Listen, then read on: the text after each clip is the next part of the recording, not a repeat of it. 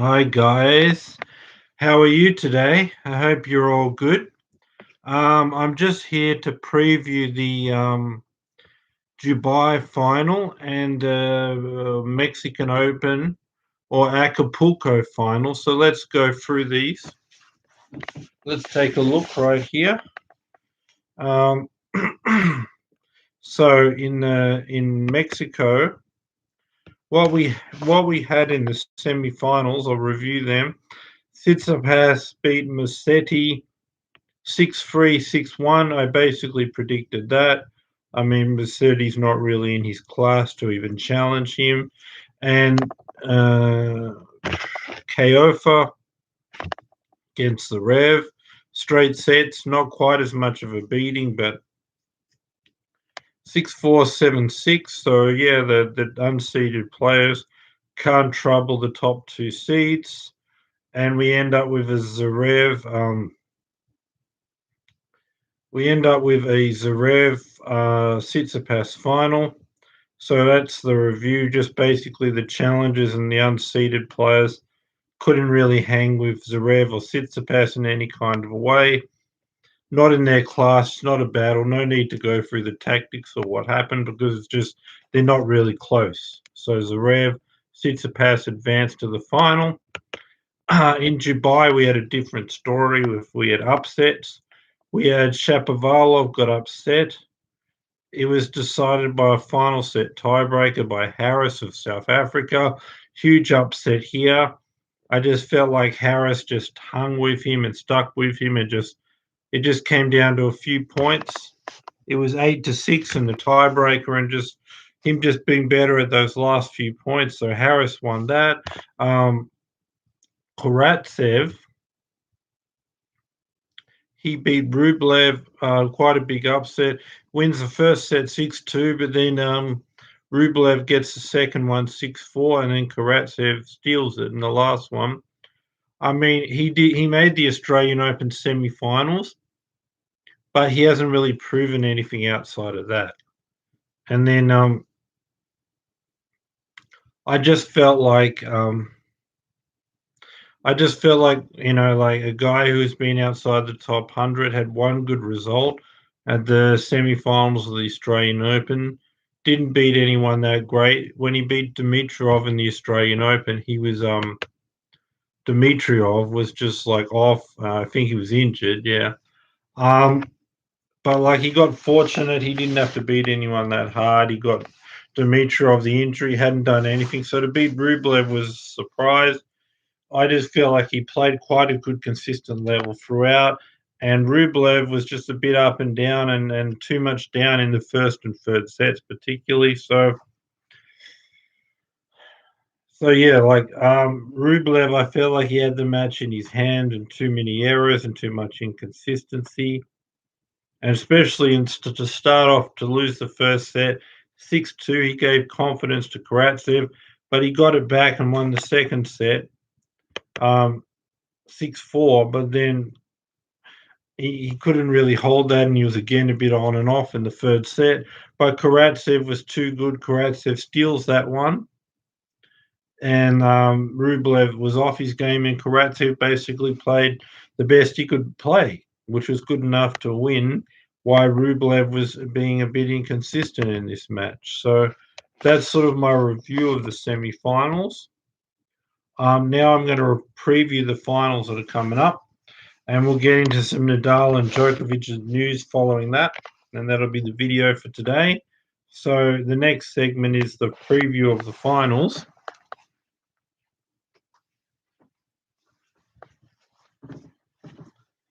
Okay, so the finals. Let's start in Dubai, where we've got two shocked people that really shouldn't be there. Karatsev and Harris. Karatsev made the semi-finals of the Australian Open. Now his second good result is here. Harris hasn't really done that much in the past. He knocked out Thiem, so he's backed up that result and moved all the way to the final.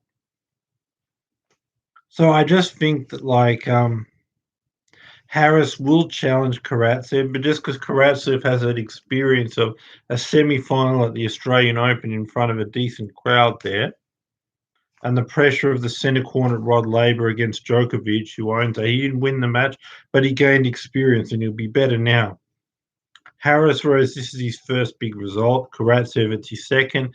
And I just think that experience will be the difference. They'll both play well. It'll come down to a third and deciding set.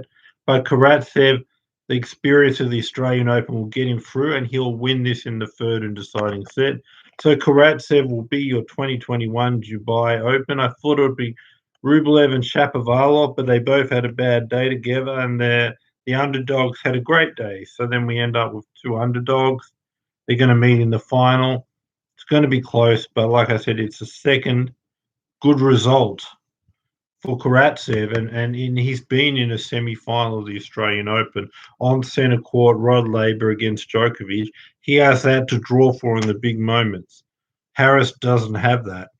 And I think in this close match in the third and deciding set, that's going to push this thing Karatsev way. And if he's beaten Rublev, he's had to go through a much tougher player.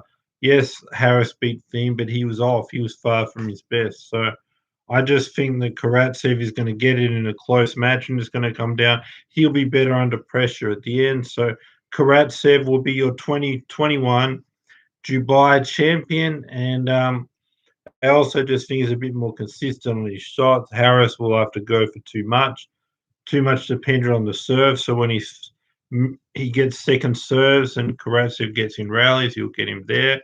Whereas Karatsev will win the rallies on his own serve, but then when he gets the serve in, he'll also get 3 points in addition. But he doesn't need to get the first serve in because he'll win the rallies anyway. Whereas Harris does, or he'll be in trouble under pressure. Getting in rallies to hold serve is going to be danger time for him there. But it'll be the experience, and so under pressure situations, Harris will go for too much. He'll be hitting the ball too hard, and he'll just he'll be hitting the ball too hard, and he'll just hit the ball out. So that's what I think about that one.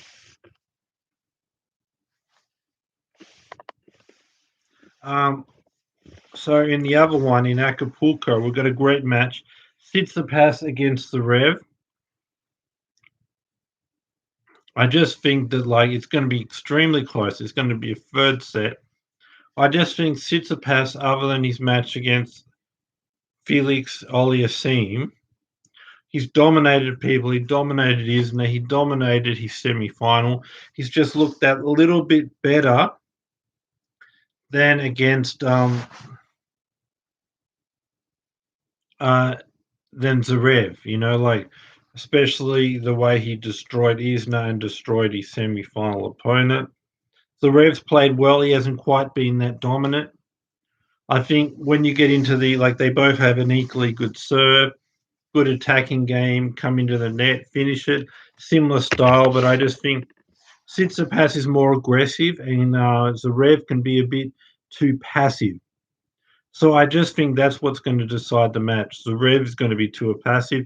Tsitsipas is going to be the aggressor. He's going to control the point. He's going to be coming into the net. Like I said, both equal kind of serve, but Tsitsipas a bit better in the sort of 50-50 rallies, able to go for it and come into the net and finish and take time away, whereas Zverev can be too passive. Also, Zverev gets worse under pressure with the second serve. That could be an issue.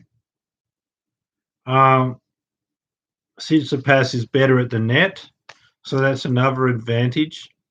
And also, when you do get a first serve in and a short ball off your serve, which they'll both get quite a bit because they both have good serves, Tsitsipas follows it with a big forehand, right? So I just think that on Zverev's serve, when he gets short balls, he may just let a rally happen. Whereas Tsitsipas will hammer a forehand behind it, either end the point there or finish at the following shot at the net. He'll be the aggressor. He'll have the serve plus the forehand, whereas Zverev won't be as aggressive behind his serve when he gets the short balls. And in the 50-50 rally, Tsitsipas will be the aggressor, and Zverev will sit back a bit. But Zverev's playing good enough. He'll get a set, but I'm going to say Tsitsipas in a third set, so 2-1. So Tsitsipas will be your 2021 Acapulco champion.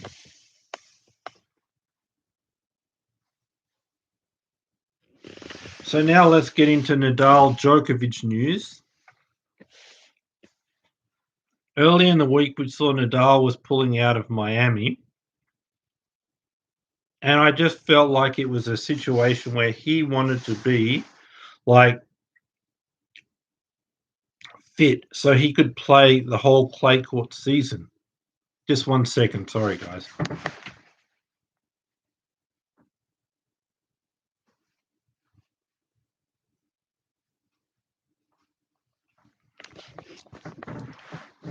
Yeah, so he's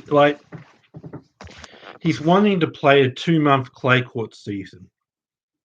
At the end of that, he has to be fresh to play the French Open, Nadal. Then at the end of that, Wimbledon, another Grand Slam, he's going to have to be fit, right? Then he's got the Olympics, so he doesn't have the break. Then he wants to play the hard court, probably the one in Canada. Then he wants to play the US Open, right? So I just think like to go for all that physically, you'd rather be underdone, not enough matches, start the clay court season not where he wants to be, but build up. So by the end of the clay court season, through Wimbledon, the Olympics, the US Open, that's when he's peaking, but he's underdone during most of the clay court season. And he's fresh to do all that. So he wants to, that's what he's trying to set up for his year. And I felt Djokovic and Thiem went and said, wait a minute, he's going to be practicing on clay. He's going to be fresher than us. How are we going to beat a guy who's naturally the best ever on clay when he's got an advantage? You starting the clay court season fresher. You can play the full 2-month fresh and and by the end of the clay court season, click and reach his best. How can we give a guy who's won 13 French Opens that advantage over us? Even though Nadal's the best, he always plays the most and he always sets his whole year around the clay court season. So he'll be at his absolute best level. But he doesn't even need to do that, as you saw last year, him winning. But he's saying, like, even though he's the best on clay, he wants to make sure there's no chance he won't win. So he wants to say, I'm practicing the most on clay. I'm playing the most in the lead up to the French Open. I'm winning the most. I'm rested before that so I can play the whole 2 months at my 100%, right? And then Thiem, Djokovic usually says he'll play Indian Wells and Miami and less on the clay, but still play. But then he says, why give a guy who beats me all the time at the French Open this advantage? I can't have it where he's playing more on clay when he's already better than me. If anything, for me to beat him, I need to play more. So Djokovic just went and said, this year I'm going to give up.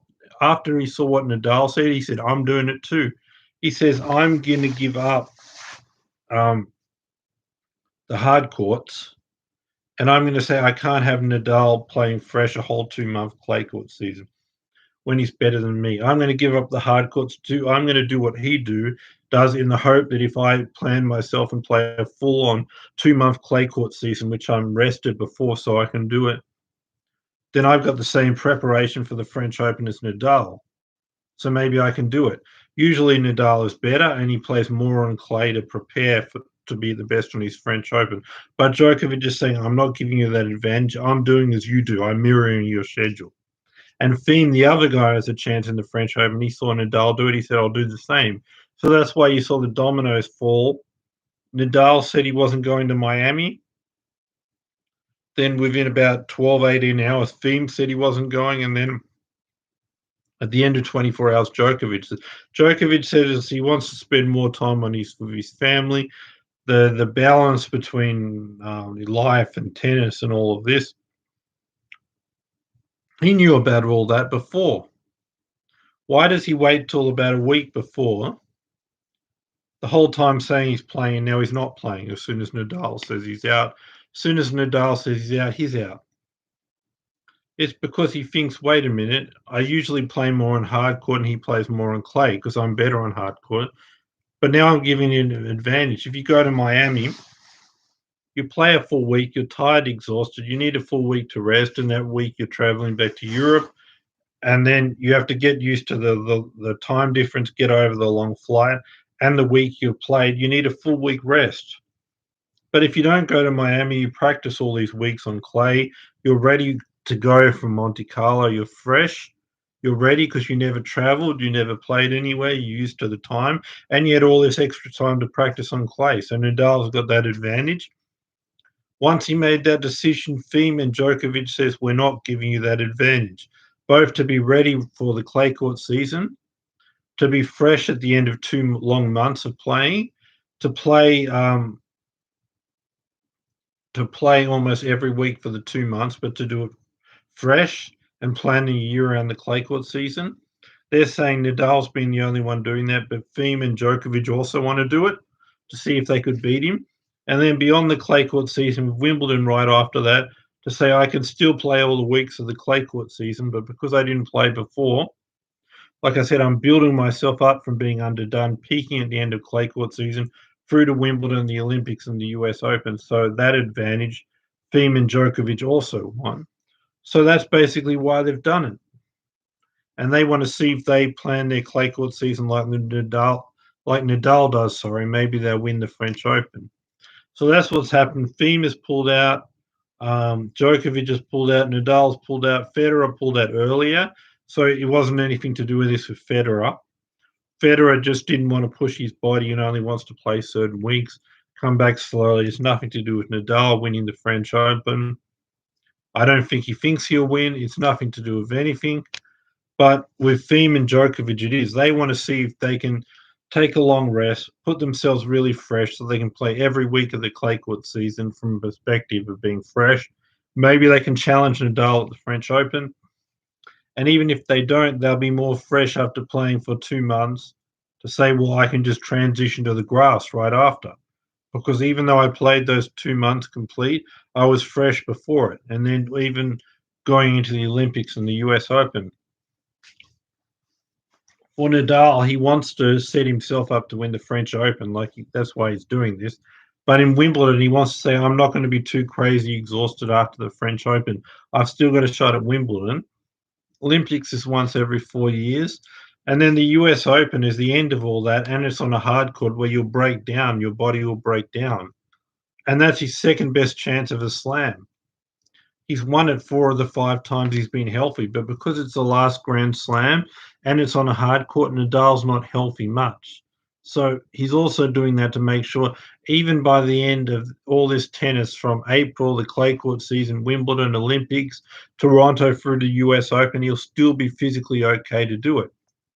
And Thiem and Djokovic have seen that, and they want to do it too. They don't want to give him that advantage, both for all of those tournaments, French Open, have the schedule of Nadal and see if you can beat him, and then still be fresh at Wimbledon, and then even on the hard courts when your body's really run down, being fresh now, starting from zero at Monte Carlo, and they want to have a chance to win the French Open, but they also want to be fresh in Wimbledon, Olympics, and the US Open because they were able to do all those months because they were fresh and rested their body for months before this big onslaught of tennis happened. So I think that's what it's about. Why Thiem and Djokovic have said they're out of Miami. And like I said, it's not good to prepare for the clay court season. Go travel, play a week in Miami. After the week, your body's tired anyway, but then you've got to travel back, get used to the jet lag. Monte Carlo comes, you barely had any time on clay, you're exhausted. No, you stay in Europe, you practice on clay, you start fresh, so you're ready to go.